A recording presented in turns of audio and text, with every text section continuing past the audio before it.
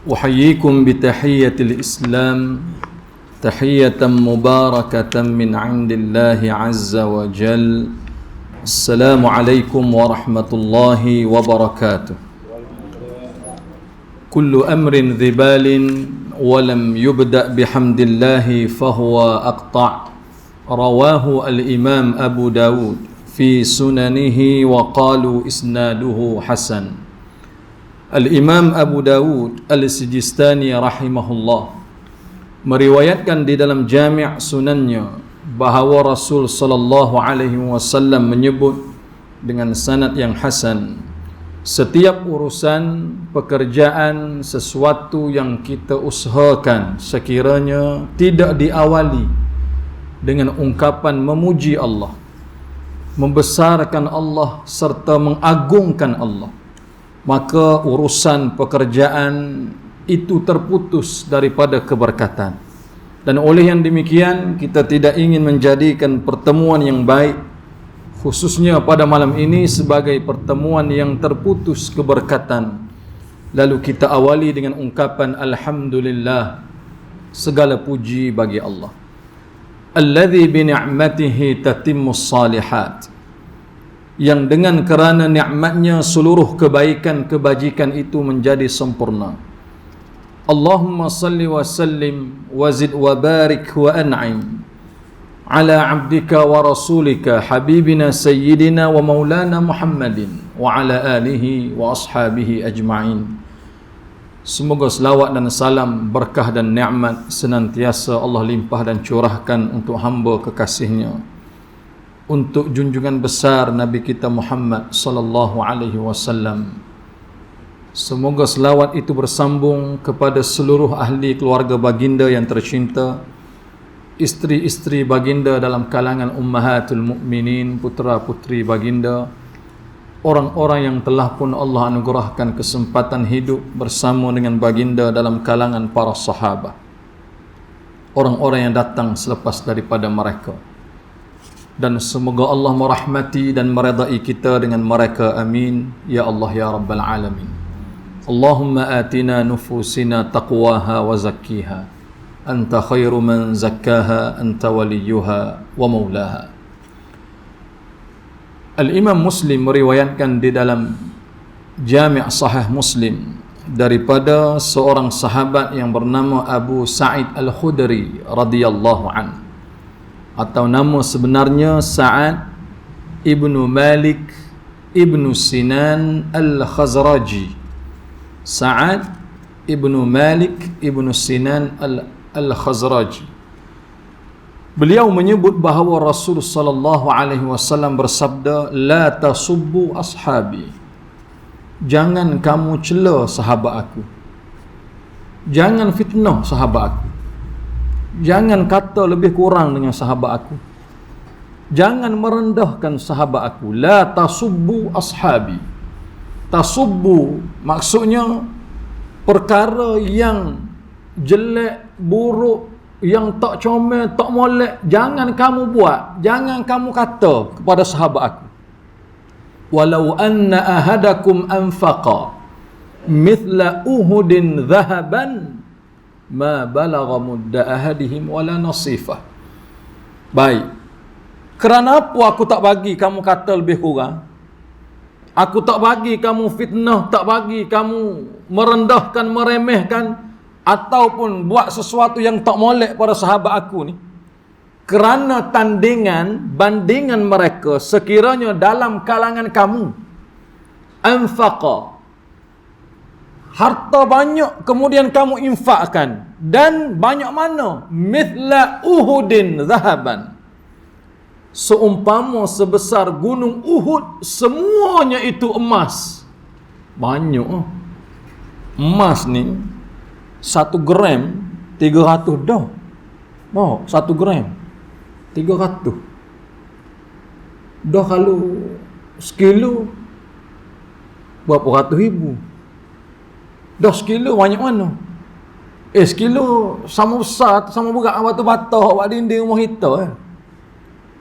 Hak ni zahab, emas sebesar gunung Uhud, Yang ratio dia tu, kalau ukur tu 1.3, 1.4 kilometer keliling. Jauh lah, besar, tinggi. Baik, kesemua gunung Uhud itu emas. Mithla Uhudin zahaban. Kalau kamu infakkan sedemikian rupa, ma balagha, sama sekali tidak pernah menandingi, menyamai mud. Ada sebut satu genggam, ada sebut satu tadahan. Tak kira lah genggam kau tadahan kau. Mudda ahadihim, satu genggam atau satu tadahan, wala nasifah, separuh daripada dia pun tidak menyamai lagi apa yang telah diinfakkan oleh para sahabat aku, kerana mereka telah meletakkan nyawa dan darah mereka demi agama Tuhan ini. Sebab itu di kalangan salafus salih, apabila mereka menyebut selawat kepada Rasul, semoga selawat itu bersambung, yakni keberkatan, kemuliaan kepada seluruh sahabat baginda yang mulia sallallahu alaihi wasallam, dan sudah semestinya bagi seluruh para sahabat itu gelaran untuk mereka radhiyallahu anhum wa radu'an. Baik, ayah ibu yang dikasihi dan dirahmati oleh Allah Subhanahu wa taala sekalian, insya-Allah kita ingin ulang kaji ayat yang kita ingin kongsi dan bicarakan bersama pada malam ini. Sebenarnya ayat yang telah pun dikongsikan oleh guru kita yang mulia, Ashabul Fadilah Ustaz Amran Cik Mat, di tempat kita ni sekitar bulan 2, 16 hari bulan 2 yang lalu, 7 bulan yang lepas, daripada surah Al-Baqarah ayat yang ke-97. Cuma sebelum kita masuk ulang kaji ini atau kita membaca ayat ini, sedikit apa yang telah kita kongsikan pada pertemuan yang lepas, yang kita telah bercerita berkenaan dengan satu peristiwa peperangan, iaitu perang Ahzab yang berlaku pada musim dingin, musim sejuk. Dan kita juga menyebut menjadi kekhawatiran, kebimbangan dalam kalangan orang-orang Arab apabila peperangan itu berlaku pada musim sejuk. Kerana apa? Kerana bekalan makanan boleh jadi tak cukup. Tamar dan gandum itu akan masak serta ranum pada musim panas. Jadi oleh kerana peperangan itu berlaku musim sejuk, maka bekalan makanan perlu cukup, perlu disiap-siagakan dari awal. Satu. Kemudian yang kedua, tak tahu selama mana mereka akan hadapi peperangan tersebut dan bagaimana dahsyatnya peperangan itu. Dan kita juga menyebut tentera Islam sekitar 3,000 termasuk penduduk kota Madinah wa haulihi nak berdepan dengan satu riwayat daripada Ibn Abi Shaybah, hampir 15,000 pakatan Ahzab, yang 7 kabilah bergabung dalam satu masa lawan Rasul sallallahu alaihi wasallam. Siapa mereka? Quraisy, Ghatafan, Adi, Malik, Amir atau Salim, Nadir dan Quraizah. 7. Baik, 7 kabilah. Yang kedua, jumlah menghampiri 15,000. Ketiga, dia ada 700 kuda perang. Al-Adiyat, tu kuda perang tu, ada 700 ekor. Baik, kita hak tak ada kena-mengena ni, tak pelik memang kuda perang. Tapi Allah mengangkat Al-Adiyat, kuda perang ni, sebagai salah satu nama surah dalam Quran. Surah yang ke-100 pada halaman 599. Ada 11 ayat, kedudukan sebelah kanan, bawah sekali, habis ayat muka surat sebelah, ayat 10, ayat sebelah atas sekali. Al-Adiyat, kuda perang. Jadi apa kena mengena dengan peristiwa ni? 700 kuda perang tu. Dalam dunia ni ada 5 kuda yang paling mahal. Paling mahal. Spesialis untuk masuk dalam medan peperangan. Nombor 5 namanya Mustang atau Mustang. Kereta Ford. Ford Mustang tu, logo dia, emblem dia kuda. Macam Ferrari tu, kuda. Mustang ni kita tengok lapu dia pun meleleh dah. Dia bagi signal tu mahal dah. Bagi signal tu mahal dah. Bayar pula 5,000 sebulan. Hak tu biasa kena 5.0 tebus sepecah. Penipala rotek berapa? Insurans pula berapa? Tu kereta. Kereta yang kita bayar cukai tu. Kalau kita guna isi minyak tu. Hak ni kuda perang. Bukan kuda padi dah. Kuda perang. Kuda padi ni, kita pukul dia 3-4 kali selagi tak bagi makan. Tak gerak. Tak gerak. Kuda perang dia spesialis. Dan kuda Arab menduduki hierarki yang kedua paling mahal dalam dunia hari ni. Kalau convert seekor tanpa insurans 889,000 seekor. Seekor. Tak masuk lagi duty tax tu. Tak masuk lagi insurans nyawa dia. Tak masuk lagi nak register. Tak masuk lagi tempat dia nak duduk sebelum sampai rumah kita. Dan nombor 1 namanya Toro Track atau Toro Bride dari The Great Britain. Kuda berprestasi tinggi, kelajuan tinggi. Dia boleh pecut menghampiri 50 km tanpa dia berhenti. Kelajuan dia 160-170 km sejam. Lalu lebuh raya Guthrie 2 kali kena speed trap. Kuda ni harga dia tanpa tax 1.38 juta seekor. Baik, kalau kita convert dengan duit sejuta ni, waktu itu Pakatan Ahzab ada 700 ekor. Dan bila sebut kuda perang, dia bukan kosong. Dia ada protection. Dia ada crash bar dia. Dia ada segala-gala. Tempat letak anak panah, tempat cucuk tombok, tempat letak pedang. Luar biasa. Dan dia ada 70 ekor unta yang syarat dengan seluruh bekalan makanan sebagai persiapan untuk berdepan dengan tentera Muhammad. Baik, kita tengok Muhammad ni kecil ataupun besar dia ni. Subhanallah. Sedikit ingin mengambil ibrah. Ada sisi pandang yang cukup luar biasa dalam peristiwa Ahzab. Ketika Rasul melihat tak boleh jadi ni, Madinah ni kena kepung pula lama. Hampir sebulan, bahkan lebih pada tu. Ada setengah sebut 47 hari. Kita nak minta bantuan luar pun tak boleh. Hak luar nak masuk dalam pun tak boleh. Jadi kita protect dari dalam. 4 pintu masuk utama tu habis pakat jaga. Yang kedua, kalau berlarutan bekalan makanan kita ni habis, panggil salah seorang pemuka Pakatan Ahzab yang bernama Uyainah ibnu Hissin, yang akhirnya Uyainah dia masuk Islam selepas peristiwa ni. Panggil dia, offer, tawar pada dia. Rasul kata gini, Uyainah, kita tak payah perang. Bahasa yang mudah disebut di dalam Jami' Sunan Abu Isa At-Tirmidzi dengan sanad yang sahih. Aku tawarkan kepada kamu 1/3 daripada hasil tanaman pertanian kota Madinah. Kamu ambil hasil ni, kamu bawa balik. Pakatan Ahzab ni bubar, tak payah kita perang. Kerana yang buat masalah adalah di kalangan Bani Nadir, bukan kabilah yang lain. Allah memberi kekuatan kepada Rasulnya yang mulia serta orang-orang beriman. Allah menyebut dalam surah Al-Ahzab, Muhammad, kamu tengok mereka bersatu, tahsabuhum jami'a wa qulubuhum syatta. Kamu tengoklah mereka tu bersatu, tapi hati-hati mereka tidak begitu. Tidak begitu. Masing-masing ada kepentingan tersendiri. Masing-masing nak hak dan bahagian mereka. Lalu panggil Uyainah, Rasul tawarkan 1/3 Uyainah, kamu setuju, kamu ambil, tak payah berlaku peperangan Ahzab. Uyainah tanya Rasul, kama adat ya Muhammad, berapa kamu offer? Thuluth, 1/3. Lam yakfi, tak cukup. Kita ramai mana? Kamu offer 1/3. Lam yakfi, tak cukup. Idza u'tiyan nisfa, kalau kamu bagi separuh, aku nak.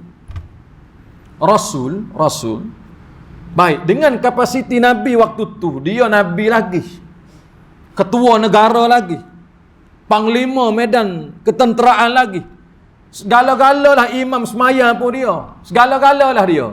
dengan kuasa veto yang dia ada, sepatutnya lah kalau Uyainah kata Muhammad, kalau kamu offer 1/2 aku ambil, 1/3 tak cukup.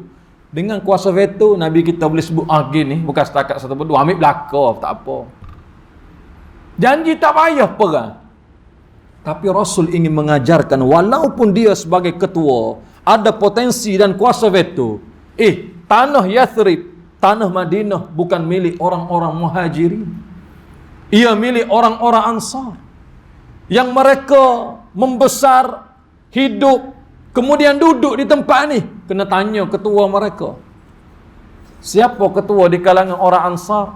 Namanya Sa'ad ibnu Mu'adz radhiyallahu anhu.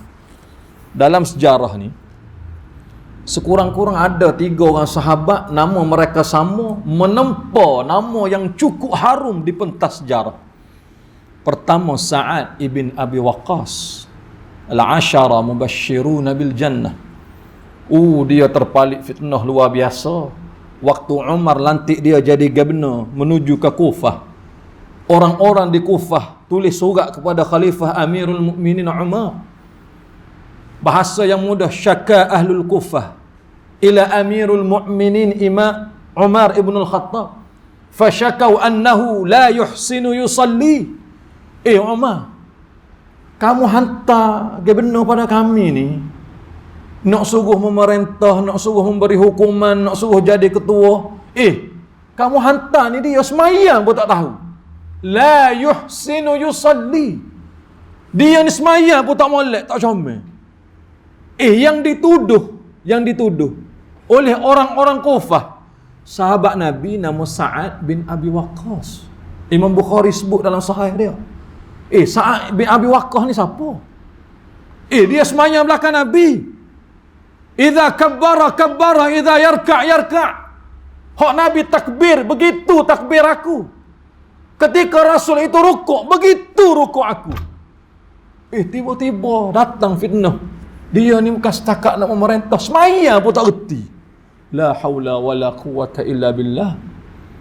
Yang kedua, Sa'ad ibnu Ubadah.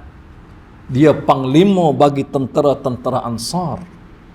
Dan ketiga, Sa'ad ibnu Mu'adz, dia ketua kepada seluruh orang-orang Ansar di kalangan kabilah yang telah dipersaudarakan oleh Rasul, iaitulah Aus dan juga Khazraj yang berada di utara dan juga selatan Yathrib. Panggil dia, tanya. Rasul menyebut, ya Sa'ad, apa pendapat kamu setelah aku tawarkan kepada Uyainah ibnu Hissin 1/3? Dia tak setuju, tapi dia nak sekiranya 1/2 dia boleh ambil daripada hasil tanaman. Uyainah bila dia dengar, dia tanya, ya Rasulullah, hal hadha amrun ilaik au amara Allahu lak au amaraka Allahu lak? Rasulullah, ni tawaran ni, adakah tawaran ni sesuatu yang daripada kamu sendiri ataupun Allah yang wahyukan supaya kamu tawarkan begitu? Rasul menyebut, bal asna'uhu lakum. Tak, bukan wahyu, tapi hak ni memang aku nak buat untuk kamu. Aku tengok dahsyat ni, kedudukan ni. Dan aku tengok keadaan ni getir, menyusahkan kita nanti. Dan kamu adalah orang yang duduk di sini. Allahu Akbar. Baik. Ketika ditanya oleh Sa'ad ibnu Mu'adz, ada satu pelajaran yang kita ingin ambil. Kenapa dia tanya, urusan ni daripada kamu sendiri ke Rasulullah ataupun wahyu? Kerana kalau wahyu, ma kana li mu'minin wala mu'minatin idza qadallahu wa rasuluhu amran an yakuna lahumul khiyaratu min amrihim. Kalau wahyu, lelaki di kalangan yang beriman, wanita di kalangan beriman terhadap sesuatu perkara yang telah pun Allah putuskan, adakah masih di sana pilihan yang kamu pilih ataupun yang lebih baik daripada itu? Tak ada. Bila wahyu, kalau Tuhan kata wahyu 1/3, Jangan bagi 1/2 dia nak bagi, bagilah sebab wahyu. Tapi oleh kerana Rasul menyebut bal asna'uhu lakum, tak bukan. Ya aku ini daripada aku sendiri, aku nak bagi pilihan kepada kamu. Dia menyebut afahina akramanallahu bil Islam. Bukankah Allah muliakan kita dengan Islam?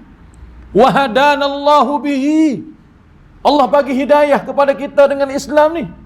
Wa a'azzanallahu bika wa bihi. Allah muliakan kamu dan letak kamu pada posisi yang cukup baik, cantik, mulia, comel. Bahkan di awal-awal dia sebut nahnu wa haula'il qaum ala syirku billahi azza wa jal. Kami dan seluruh kabilah Pakatan Ahzab kita dulu sama Rasulullah. Kita lakukan perbuatan syirik kepada Allah azza wa jal. La na'rifuhu wa la na'buduh. Kami tak kenal Tuhan tu siapa, Allah tu siapa, dan kami tidak sembah dia, kami sembah benda lain. Wallahi, dia sebut la nu'ti ilaihim syai'a. Kita tak akan bagi kepada dia 1/2 pun tidak, 1/3 pun tidak. Illa saif, kecuali kita tawarkan kepada mereka pedang, kita lawan mereka. Dan dalam riwayat tersebut, dalam perang Ahzab ni dia ditikam, dirusuk ataupun di bahu sebelah kanan, darah dia jatuh berhamburan. Riwayat yang dhaif. Ketika ada sahabat tengok dia kena tu, dia tak meninggal dalam peristiwa tu, dia meninggal selepas tu. Ketika sahabat cari daun-daun kain untuk tutup luka dia, dia tak bagi. Dia tutup dengan tangan tu sambil darah tu merambu keluar lah, jatuh. Dan ketika dia tengok darah tu jatuh, dia bersumpah dengan nama Allah, semoga darah yang menitis ini menjadi saksi aku pertahankan bumi Madinah yang mulia, yang telah Tuhan sucikan agama penduduk-penduduk. Allahu Akbar. Lalu ketika dia meninggal dunia, Imam Bukhari menyebut di dalam Jami' Sahih Al-Bukhari nombor hadis 3803, Jibril datang kepada Rasul menyebut ihtazal arshu bimauti Sa'ad ibnu Mu'adh. Ketika laki-laki ini meninggal dunia, arasy Allah yang mulia itu bergegar disebabkan kematian dia. Kemudian Al-Imam At-Tirmidzi di dalam Jami' Sunan At-Tirmidzi nombor hadis 3849, ketika orang-orang di sana mengusung jenazah Sa'ad ibnu Mu'adh, kita usung apa ni? Tak ada apa ni, kosong ni, ringan sahaja. Tak ada apa kita usung. Imam Abu Isa At-Tirmidzi menyebut kanat malaikata tahmiluh, yang mengusung jenazah dia di kalangan para malaikat. Mulia laki-laki ini, kematian dia di saat hari mati, arasy Allah bergegar, jenazah dia malaikat usung. Munasabah sahabat tu, Rasul menyebut la tasubbu ashabi, jangan kamu hina dan kata lebih kurang pada sahabat aku. Kerana apa? Kerana tidak ada selain daripada mereka generasi yang menikmati kehidupan yang jauh lebih baik daripada mereka, kerana mereka telah hidup bersama dengan aku. Mudah-mudahan mukaddimah itu memberi manfaat kepada kita semua insya-Allah. Ibu yang dikasihi dan dirahmati oleh Allah Subhanahu wa taala sekalian, ayat yang kita ingin kongsi dan bicarakan pada malam ini iaitu ayat yang ke-97 daripada surah Al-Baqarah, surah yang kedua pada juzuk yang pertama, halaman yang ke-15 di dalam mushaf, kedudukan di sebelah kanan halaman Al-Quran, baris ke-6 dari atas. Baik, Allah Subhanahu wa taala berfirman, wa ba'da a'udzu billahi minasyaitonir rajim. Qul man kana aduwwan li Jibril fa innahu nazzalahu ala qalbika bi idznillah musaddiqan lima bayna yadayhi wa hudan wa busyra lil mu'minin. Shadaqallahul azim. Yang membawa maksud, katakanlah wahai Muhammad, sesiapa yang memusuhi Jibril atau sesiapa yang menjadikan Jibril itu sebagai musuh, fa innahu, ketahuilah bahawa Jibril ini telah menurunkan Al-Quran ke dalam hati kamu, wahai Muhammad, musaddiqan lima baina yadayhi, secara tidak langsung membenarkan apa yang ada di hadapan kamu, yakni kitab-kitab Allah, Zabur, Taurat, Injil yang turun sebelum daripada Al-Quran itu, kesemuanya benar belaka. Musaddiqan lima baina yadayhi, yang kamu ubah, yang kamu pesong, yang kamu buang, yang kamu lupakan. Yuharrifunal kalima an mawadhi'ihi wa nasu hazzam mimma dhukiru bih. Kamu lupakan, kamu buat-buat tak nampak, tak ingat. Kamu ambil hak kamu setuju, kamu tinggal hak kamu tak setuju. Baik, semua yang kamu dustakan itu Allah membenarkan apabila Quran itu turun. Baik. Wahudan dan memberi petunjuk, wa busyra lil mu'minin, dan sebagai berita gembira kepada orang-orang yang beriman, yakni orang-orang mukmin yang tidak mensyirikkan Allah Azza wa Jalla. Dalam riwayat, apabila kita lihat, kita semak dan kita tengok, sekurang-kurangnya ada 3 sebab turunnya ayat ni.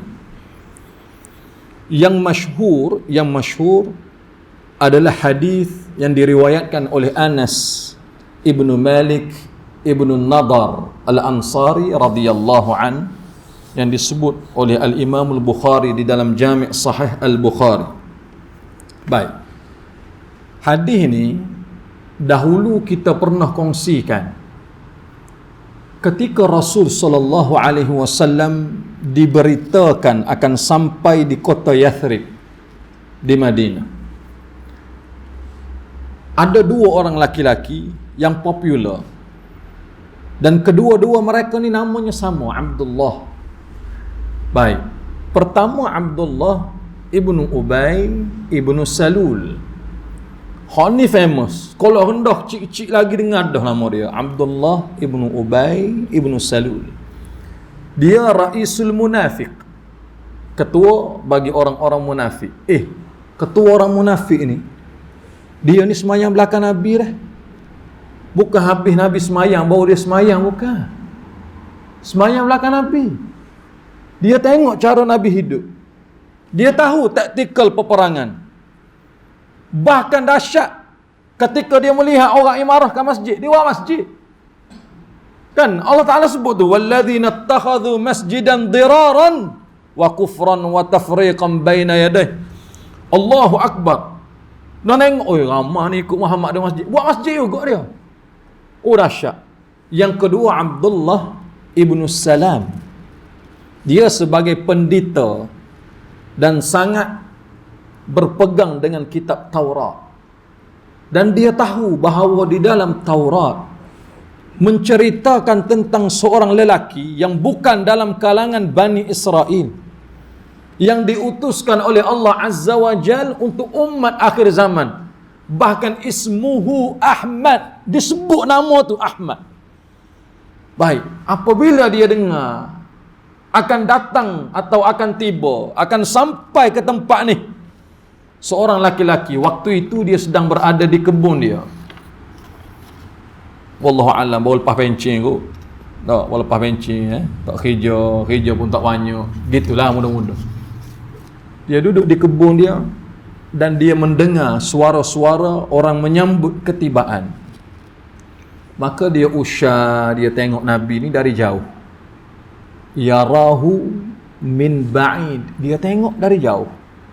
Dia tengok akhlak Nabi ni cukup luar biasa. Sebelum tu, Imam Muslim meriwayatkan dalam Jami' Sahihnya, seorang lelaki yang juga merupakan tok dukun, tok bomoh, kita sebut dah sebelum ni, namanya Dimad Al-Azdi. Ketika orang-orang Makkah menggelar Muhammad sebagai sahirun majnun, penyihir yang gila. Minta maaf sebut perkataan gila. Sahirun majnun, penyihir yang gila. Baik, nak tanyalah, ada tak penyihir yang tak gila? Penyihir ni gila belaka. Betul ni. Kalau hanya sebut sahirun cukup dah. Kerana memang penyihir ni kerja buat dia, minta maaf sebut dengan izin. Gila. Untuk merosakkan rumah tangga, porak-perandakan keluarga, cerai-berai, habis gala-gala, sakit, merana, melarat. Gila orang tu, perbuatan tu gila tu. Tapi bukan hanya dilemparkan sahir, tetapi diletakkan sifat sekali. Sahirun majnun. Bukan setakat penyihir. Penyihir yang gila. Subhanallah. Dan dia ni pula bila dia dengar, dia ni tok bombong, tok dukun, tok nujum. Orang Melayu ni dia ada istilah tok bombong ni, tok bombong patah ada, tok bombong tak patah ada, tok bombong patah dua ada, patah belaka pun ada. Saya pun tak faham banyak sangat. Kan? Jenis apa ni, budak-budak macam-macam tok bombong. Ikhtiar dia, tak salah. Yang salah apabila practicality dia tu. Saya kiranya tak patuh syariat dan sebagainya. Tu masalah lah. Kalau mantra-mantra yang tidak solid. Melainkan ayat-ayat Quran tu ikhtiar. Bukan dia asapkan api atau basahkan apa, kemenyan dan sebagainya. Bukan. Ikhtiar. Boleh dia ni pandai juga berubat sikit-sikit. Dia pegang, dia baca ayat Quran. Bismillahirrahmanirrahim. Tapi Allah Ta'ala rezekikan ayat yang dia baca tu. Supaya ayat kita baca. Dan dia baca 3 kali tu. Kita bukan setakat 3. Duduk diri, baring pun baca lagi ayat tu. Tapi tak mujarak dengan kita. Tuhan bagi di tangan dia, dia baca sekali, sapu, bubuk. Anak kita tak menangis tu. Tak menangis jumpa dia. Subhanallah. Ikhtiar, rezeki sembuh Tuhan bagi. Di tangan siapa pun Tuhan izin. Jadi Dimad Al-Azdi dia tengok, berasa nak berobat Muhammad ni. Dia orang sebut gila. Dia tengok Nabi kita ni. Dia tengok tubuh nampak comel, diri tegak, tinggi pula, rambut solid berminyak, kemudian wajah berseri, kulit pula cerah putih. Kalau tengok cara pakaian dan sebagainya, tak pernah sabah gila. Kita pun boleh tengok orang tak, cara dia berjalan, kita tengok cara berjalan, dia ni melainkan memang pelik sangat. Tengah-tengah hari pakai baju kuk, letak sini tie sampai 2 pakai. Seluar pendek. Ni telefon ni sekitar 90 kau. Ada seorang ni. Gitulah. Paling tidak pun. Tapi tengok dengan wajah, riak dan sebagainya, cara pakai, bau wangi. Tak gila kalau macam ni. Untuk mengesahkan gila ataupun tidak, ya Muhammad takallam. Cuba kamu bercakap, aku nak dengar. Orang gila ni, cara dia bercakap pun kita tahu dah. Mata dia, body language dia. Tapi Muhammad ni Rasul yang mulia, cara dia sebut subhanallah. Dan dia sebut pula bukan macam ayat Quran, innal hamdalillah nahmaduhu wa nasta'inu. Dia sebut gitu. Permulaan bagi khutbatul hajah yang kita dengar tu. Sampailah asyhadu an la ilaha illallah wa asyhadu anna Muhammadan abduhu wa rasuluh. Dimad Al-Azdi dia dengar perkataan ni luar biasa, aku tak pernah dengar ni. Dia sebut, ya Muhammad, a'id kalimat haula. Cuba kamu ulang sekali lagi, aku nak dengar. Rasul ulang kali kedua, innal hamdalillah. Habis dia minta ulang sekali lagi. Rasul ulang kali ketiga. Sampai kali ketiga dia kata, wallahi sami'tu qawla as-saharah wa sami'tu qawla al-kahnah wa sami'tu qawla asy-syu'ara wallahi ma sami'tu bimithli haula'i kalimat. Muhammad, telinga aku ni semua mantra, syair-syair, penyair semua aku dengar. Pendeta-pendeta semua aku dengar. Tok nujum, tukang bomoh, segala-gala aku dengar belaka. Wallahi ma sami'tu bimithli haula'i kalimat. Tapi kalimah kamu sebut baru tadi aku dengar ni. Tak pernah dengar aku ni. Tak pernah dengar. Hat yadak. Ni, hulu tangan hulu. Rasul yang mulia hulu tangan tu. Asyhadu annaka ya Rasulullah. Di sini perkataan sahirun majnun. Maksudnya bukan Nabi itu penyihir. Kata-kata dia luar biasa. Dia sebut sahaja melunakkan hati orang. Tuhan bagi hidayah, masuk Islam kawan tu. Allahu Akbar. Baik, dalam konteks ayat yang kita nak cerita ni, ketika Abdullah ibn Salam dia dengar Rasul sampai ke Madinah. Di dalam Taurat ada ditulis 3 soalan yang akan dia tanya. Dan 3 soalan ni boleh dijawab sekiranya laki-laki itu benar-benar Rasul ataupun Nabi yang diutus oleh Allah. Yang kita sebut dah dulu. Pertama bila dia jumpa Nabi, dia kata, ma awwalu asyratis sa'ah. Apakah tanda mula-mula berlakunya kiamat? Dia tanya Nabi. Yang kedua, ma awwalut ta'amin ya'kuluhu ahlul jannah. Yang kedua, makanan apakah makanan pertama yang menjadi hidangan yang dimakan oleh penduduk atau ahli syurga? Makanan apa? Dan yang ketiga, ammal walad, adapun seorang anak ni, kana tashbihu abuhu atau tashbih ummuha. Ada anak ni, wajah dia kita tengok serupa mak dia, ada wajah serupa ayah dia. Macam mana boleh jadi gitu? La ya'lamu illa nabiyan, yang sebenarnya tidak akan diketahui jawapan ni melainkan kamu benar-benar Nabi. Ketika itu Rasul menyebut, fa akhbirni an dhalik wa ja'ani Jibril anifan. Aku ni memang tak tahu, tapi Jibril datang pada aku cerita jawapan terhadap soalan kamu tanya. Kata Abdullah ibn Salam, man huwa? Jibril. Siapa dia? Jibril. Rasul menyebut, na'am Jibril. Dhaka aduwun lil yahud atau lil musyrikin. Jibril itu, dia adalah musuh kepada orang-orang Yahudi, yang orang-orang Yahudi ataupun orang-orang musyrik ini mereka tak suka dengan Jibril. Kerana apa? Kerana di dalam kitab mengajarkan apabila sesuatu kaum itu, tempat dan penduduknya ingin dibinasakan oleh Allah, sebelum diganti dengan generasi yang baru hidup selepas daripada mereka, Allah akan mengirimkan Jibril untuk meranakkan tempat tersebut dan memusnahkan semua penduduk-penduduk yang ada di situ. Mereka tak suka dengan Jibril. Baik. Seorang yang juga menjadi ada alaqah, ada hubung kait kehidupan dia dengan Nabi sallallahu alaihi wasallam. Dia ni bernama Utbah ibnu Rabi'ah. Utbah ibnu Rabi'ah, dia isteri dia nama Hindun, ataupun anak dia nama Hindun binti Utbah. Baik. Hindun ni dia kahwin dengan Abu Sufyan ibnu Harb, yang dapat anak Muawiyah ataupun Ummu Habibah Ramlah. Ayah dia ni, Abu Sufyan ni lawan Nabi, lawan Nabi.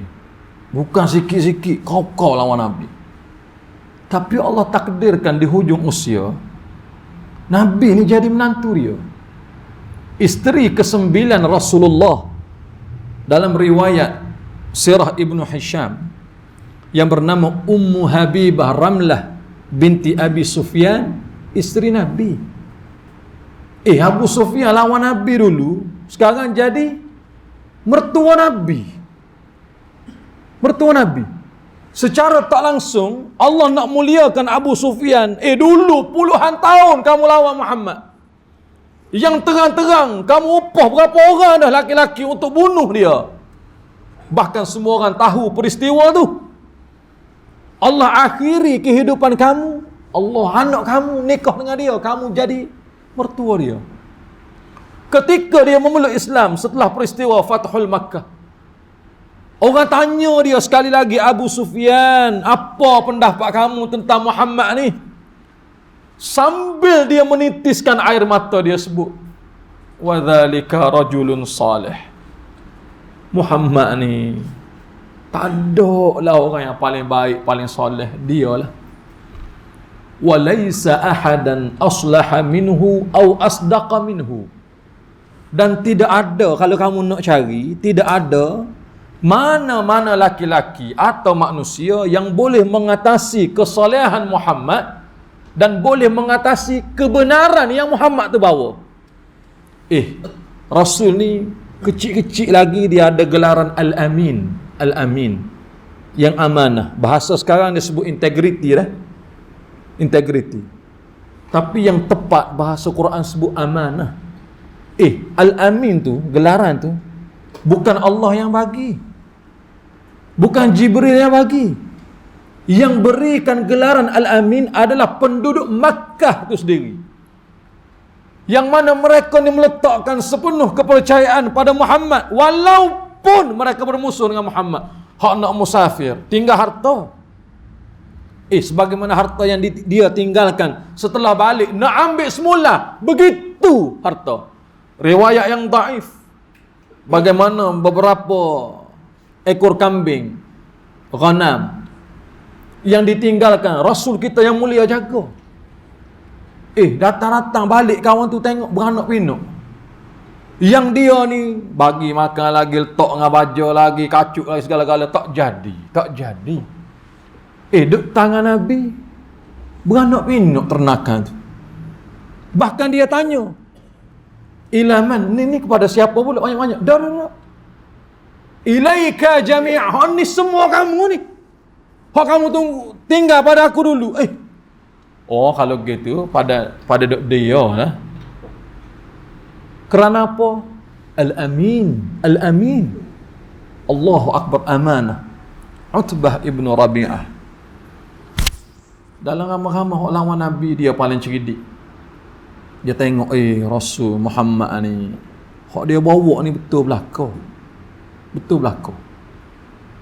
Bukan setakat betul belaka, molek belaka.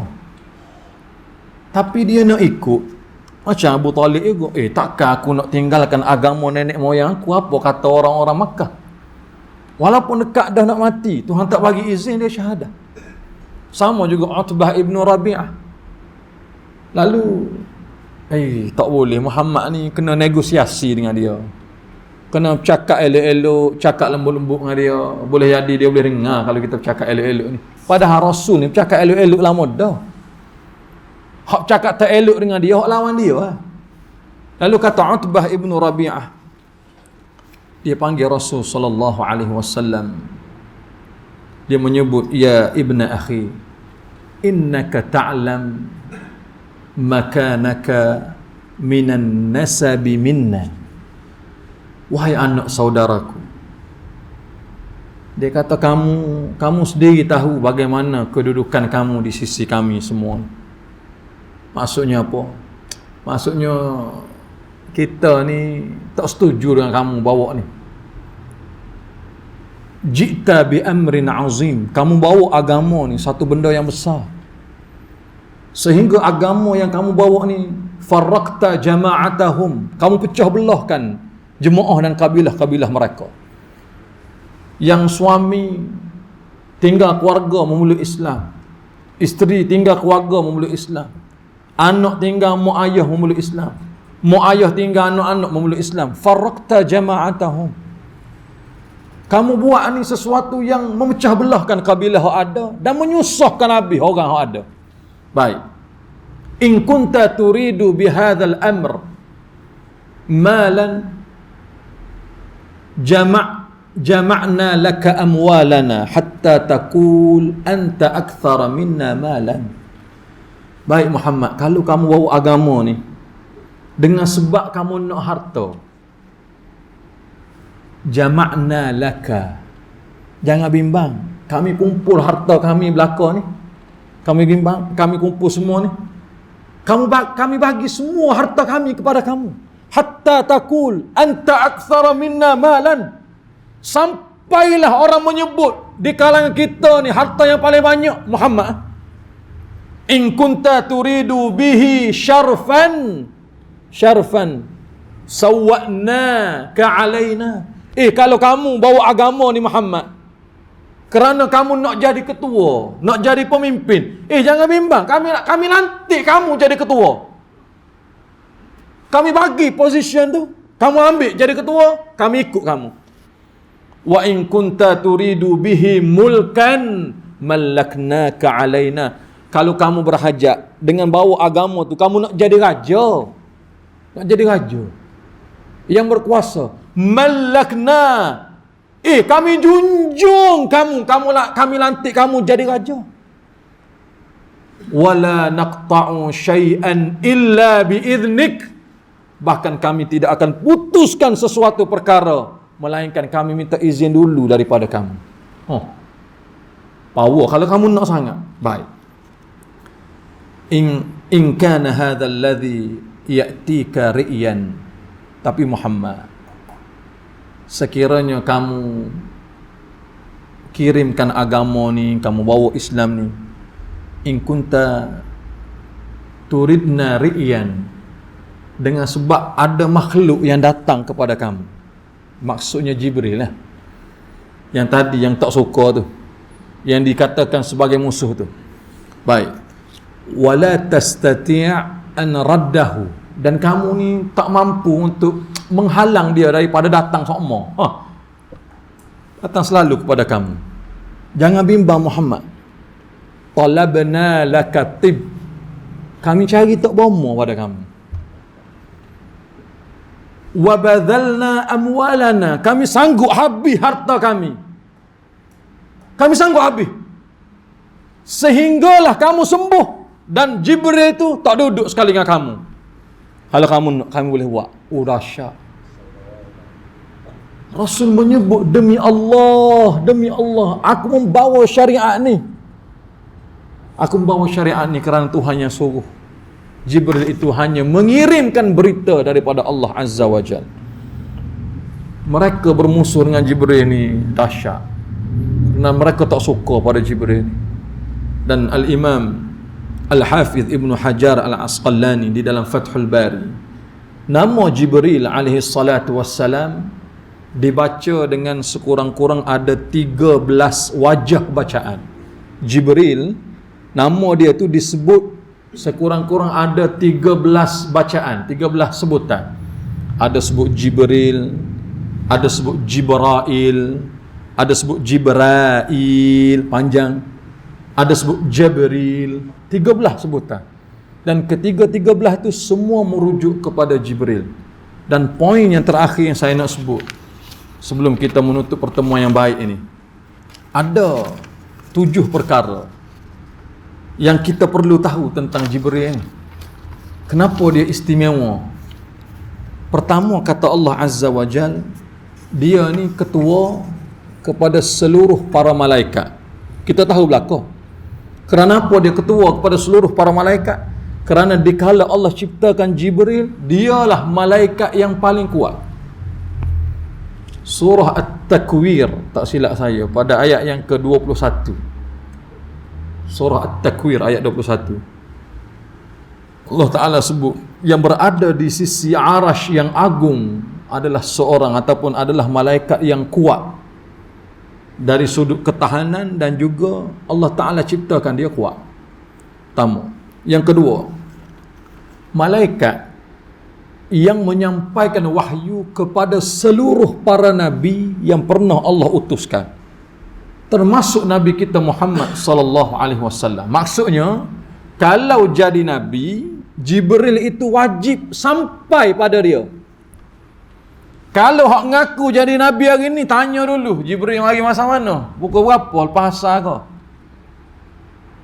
Kalau dia ngaku saja-saja tanpa Jibril datang, bukan nabi.